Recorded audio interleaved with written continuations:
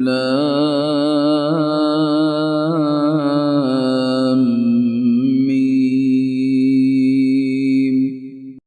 ذلك الكتاب لا ريب فيه هدى للمتقين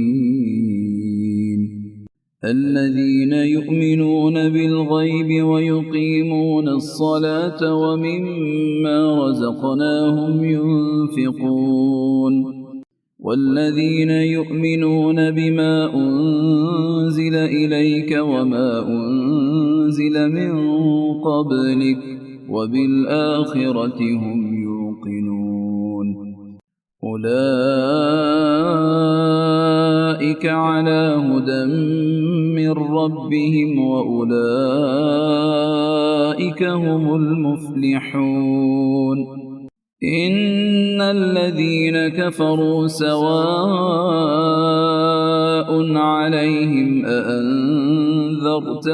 أم لم تنذرهم لا يؤمنون ختم الله على قلوبهم وعلى سمعهم وعلى أبصارهم غشاوة ولهم عذاب عظيم ومن الناس من يقول آمنا بالله وباليوم الآخر وما هم بمؤمنين يخادعون الله والذين آمنوا وما يخدعون إلا أنفسهم وما يشعرون في قلوبهم مرض فزادهم الله مرضا ولهم عذاب أليم بما كانوا يكذبون وإذا قيل لهم لا تفسدوا في الأرض قالوا إنما نحن مصلحون ألا إنهم هم المفسدون ولكن لا يشعرون وإذا قيل لهم آمنوا كما آمن الناس قالوا أنؤمن كما آمن السفهاء ألا إنهم هم السفهاء ولكن لا يعلمون وإذا لقوا الذين آمنوا قالوا آمنا وإذا خلوا إلى شياطينهم قالوا إنا معكم إنما نحن مستهزئون الله يستهزئ بهم ويمدهم في طغيانهم يعمهون أولئك الذين اشتروا الضلالة بالهدى فما ربحت تجارتهم وما كانوا مهتدين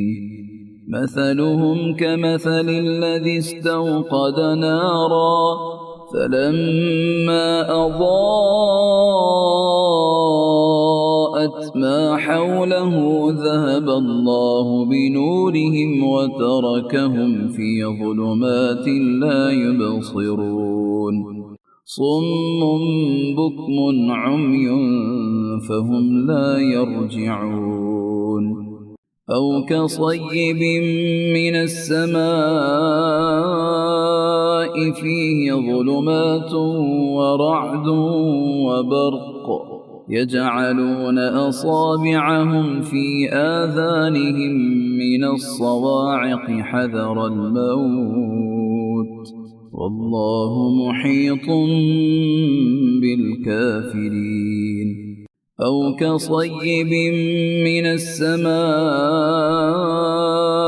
فيه ظلمات ورعد وبرق يجعلون أصابعهم في آذانهم من الصواعق حذر الموت والله محيط بالكافرين يكاد البرق يخطف أبصارهم كلما أضاء لهم مشوا فيه وإذا أظلم عليهم قاموا ولو شاء الله لذهب بسمعهم وأبصارهم إن الله على كل شيء قدير